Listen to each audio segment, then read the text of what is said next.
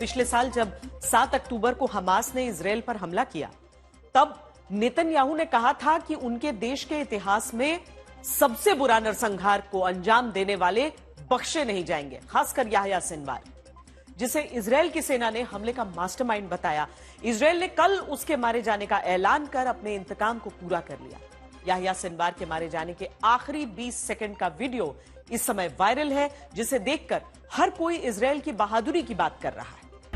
ये तस्वीर ऐतिहासिक बन चुकी है। इतिहास में दर्ज हो चुकी इजरायल की जीत की तस्वीर है ये, क्योंकि video Hamas chief Haniyeh Sinwar की जिंदगी के आखिरी 20 सेकंड का है। इजरायली सेना का ड्रोन टूटी फूटी इमारत की पहली मंजिल में दाखिल होता है। आगे बढ़ता ड्रोन कमरे में कुछ ऐसा देखता है कि रुक जाता है। ध्यान से देखने पर सोफे पर एक शख्स बैठा हुआ दिखता है। धूल से सना और सोफे पर हरे कपड़े से चेहरा ढककर बैठा ये सिनवार है, जो करीब आए ड्रोन को घूरता है। इसके बाद सिनवार करीब आते ड्रोन की तरफ एक डंडा फेंकता है और ड्रोन का कैमरा दूसरे कमरे की तरफ हो जाता है और बाद में दोबारा अपने दुश्मन पर फोकस हो जाता है। इसके कुछ ही देर बाद इस इमारत पर इजरायल मिसाइल और टैंक के गोले से हमला करता है। सामने की दीवार टूट जाती है और सिनवार यहीं ढेर हो जाता है। ये वही टैंक है जिसके गोले ने सिनवार की जान ली। सिनवार के खात्मे के बाद इजरायल में मिठाइयां बांटी जा रही हैं, क्योंकि इसी ने पिछले साल 7 अक्टूबर को इजरायल पर सबसे बड़ा हमला किया। उसी ने इजरायल में घुसकर इस तरह के खून खराबे की पूरी प्लानिंग की थी, जिसमें 1200 लोग मारे गए और 251 लोगों को अगवा कर लिया गया। तभी से सिनवार गायब था। लेकिन आपको ये जानकर हैरानी होगी कि इजरायल को अपना ये दुश्मन तकदीर से मिला। सिनवार के चांस एनकाउंटर की कहानी 16 अक्टूबर को दक्षिणी गाजा के शहर राफा में शुरू हुई। इजरायल डिफेंस फोर्स की डिवीजन राफा के ताल अल सुल्तान इलाके में गश्त कर रही थी। इसी दौरान इजरायली सैनिक को एक संदिग्ध व्यक्ति इमारत में घुसता हुआ दिखा। जैसे ही सैनिक इमारत के पास पहुंचे, उनके ऊपर अंदर से ग्रेनेड फेंके गए। इसके बाद सैनिक पीछे हट गए। उन्होंने इमारत के अंदर ड्रोन भेजा। ड्रोन को इमारत के अंदर सोफे पर बैठा एक घायल व्यक्ति दिखा। स्कार्फ से उसका चेहरा ढका हुआ था। जब ड्रोन उसके करीब पहुंचा तो उसने छड़ी को फेंककर ड्रोन को गिराने की कोशिश की। इसके बाद इजरायली सेना ने टैंक से इमारत पर हमला किया और वो लौट गए। उन्हें पता नहीं था कि उन्होंने जिस शख्स को मारा है वो कौन है। अगले दिन गुरुवार सुबह इजरायली सैनिक घटना स्थल पर वापस लौटे।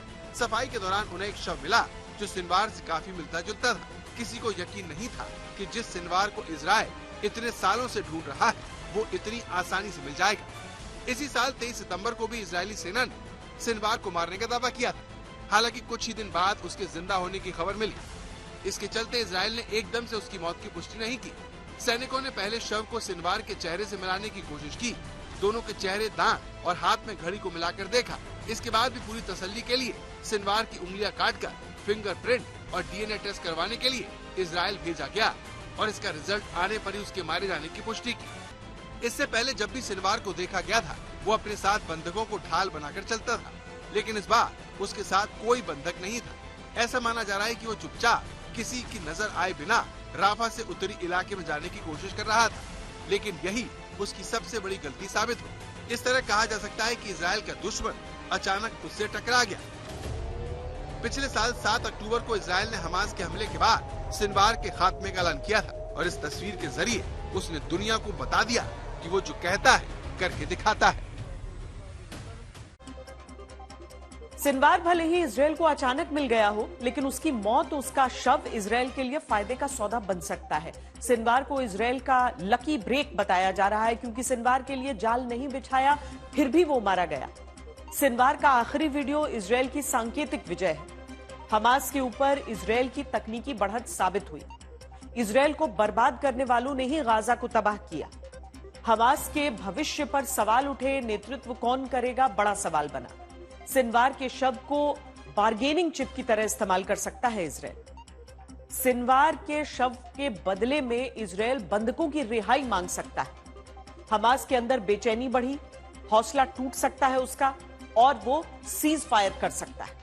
हालांकि ईरान और हमास की तरफ से सिनवार को एक योद्धा के तौर पर पेश किया जा रहा है, जो आखिरी वक्त तक लड़ता रहा। अब आपको दिखाते हैं वो इलाका जहां याह्या सिनवार मारा गया। ये इलाका मिस्र बॉर्डर के करीब है। राफा का तेल अल सुल्तान है, जहां एक बड़ा शरणार्थी शिविर है। इजरायली सेना पिछले महीने यानी सितंबर से ही इस इलाके पर अपनी पकड़ बना चुकी थी। वो लगातार पेट्रोलिंग कर रही थी। यहां से कुछ दूर एक सुरंग में कुछ विदेशी बंदूकों को हमास ने मार डाला था। इजरायली सेना वहां तक पहुंची थी और इस इलाके पर पकड़ बनाने के दौरान ही उसकी अचानक एक मुठभेड़ में सिनवार मारा गया।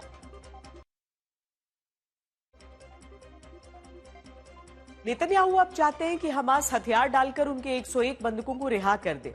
अगर हमास ने ऐसा नहीं किया तो इजरायल उसे छोड़ेगा नहीं। इजरायल की तैयारी पूरी है। अब आपको दिखाते हैं कि किन हथियारों से इजरायल ने सिनवार का शिकार किया। झक सफेद बालों और स्याह भौं वाला यह सिनवार इजरायल का मोस्ट वांटेड था, जिसे मारने के लिए इजरायल ने अपने सबसे पुख्ता हथियारों का इस्तेमाल किया। इस फेहरिस्त में सबसे पहला नाम इजरायल का सबसे छोटा ड्रोन है, जिसने इजरायल के सबसे खूंखार दुश्मन को सबसे पहले देखा। अर्बन वॉरफेयर में इजरायल की सेना का सबसे नया और सबसे घातक हथियार ये ड्रोन ही है। मान लीजिए इजरायल की सेना को इस घर में कोई ऑपरेशन करना है, तो ये ड्रोन सबसे पहले अकेला जाकर दुश्मन की तैयारी इजरायली सेना को दिखाएगा कि वो कहाँ छिपे हैं, कहाँ पर खतरा है। अब इस ड्रोन की मदद से मिली जानकारी का विश्लेषण करने के बाद इजरायली सेना इस घर में दाखिल होगी। इजरायली सैनिक अपने बैग से ये छोटा सा ड्रोन उड़ाते हैं और ये उनके आगे आगे उनकी आंखें बनकर चलता है। ये देखिए हर जगह ये पहले जाता है। जैसे इस वीडियो में इजरायली सैनिकों से ये पहले इमारत में घुसता है, चारों तरफ की तस्वीर दिखाता है। ये सब कुछ इजरायली सैनिक आराम से खड़े होकर देखते रहते हैं। अब ये इस इमारत के दूसरे कमरे में घुसता है और इजरायली सेना को इमारत में छिपे आतंकवादी की सटीक लोकेशन बता देता है और इजरायली सेना का काम बेहद आसान हो जाता है।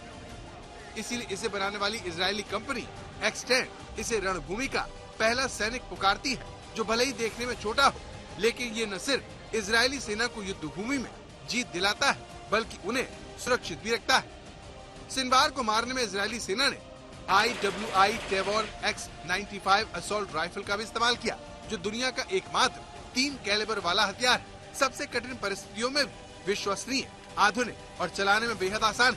लंबी बैरल के बावजूद ये छोटा और हल्का हथियार है। शहरी और खुले युद्ध के हिसाब से ये डिजाइन किया गया है। एलीट IDF की जरूरत के हिसाब से इसे बनाया गया है।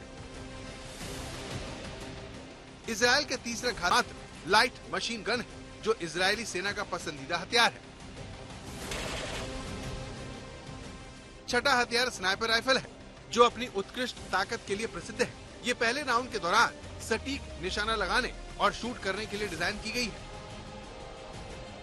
युद्ध क्षेत्र के वर्षों के अनुभव के बाद इस स्नाइपर को इजरायली रक्षा बलों की विशिष्ट इकाइयों के सहयोग से विकसित किया गया है। इस तरह इजरायल को भले ही अपने सबसे बड़े दुश्मन से इस तरह अचानक मुलाकात की उम्मीद नहीं थी, लेकिन वो पूरी तैयारी के साथ था। इसीलिए सिनवार को भागने का मौका ही नहीं मिला। हमास के सामने अब सबसे बड़ा सवाल यह है कि उसे कौन संभालेगा, क्योंकि इजरायल उसके शीर्ष नेतृत्व का सफाया कर चुका है। हमास के पॉलिट ब्यूरो में कौन बचा है, उसकी जानकारी अब हम आपको देते हैं।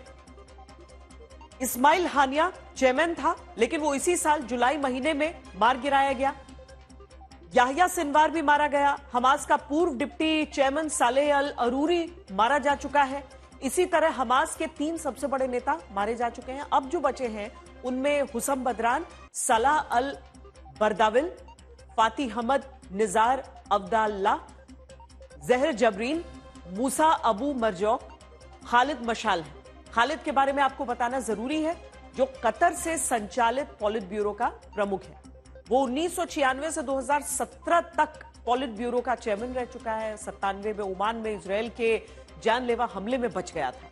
इसमें एक और अहम नाम खलील अल हाया है, जिसने आज इजरायल को धमकी दी है। कहा है कि हमास इजरायल को मिटा देगा। ये गाजा का डिप्टी हेड है। तो ये चेहरे जो आप इस समय देख रहे हैं, वो इजरायल की टारगेट लिस्ट भी है और हमास के वो नेता भी हैं जिनके कंधों पर हमास को दोबारा खड़ा करने की जिम्मेदारी है। सिनवार से जुड़ा एक तथ्य यह भी है कि अगर साल 2011 में इजरायल ने उसे रिहा नहीं किया होता तो 7 अक्टूबर 2023 का नरसंहार भी नहीं होता। सिनवार ने इजरायली जेल में 2 दशक से भी ज्यादा समय बिताया। वो जेल में ही था जब साल 2006 में एक इजरायली सैनिक को अगवा कर लिया गया। गिलाद शालित को हमास आतंकियों ने अगवा किया था। 2011 में उसकी रिहाई के बदले 1000 से ज्यादा फिलिस्तीनियों को छोड़ा गया, उनमें सिनवार भी शामिल था। रिहा होने के बाद वो हमास का बड़ा नेता बन गया। वो 19 साल की उम्र में पहली बार गिरफ्तार हुआ था। उस पर 2 इजरायली सैनिकों की हत्या का आरोप था। उसे 4 आजीवन कारावास की सजा मिली थी। 22 साल जेल में रहने के बाद 2011 की डील के तहत उसे रिहा किया गया। 2015 में उसे ग्लोबल टेररिस्ट घोषित किया गया। अगस्त 2024 में हानिया की हत्या के बाद वो हमास चीफ बन गया।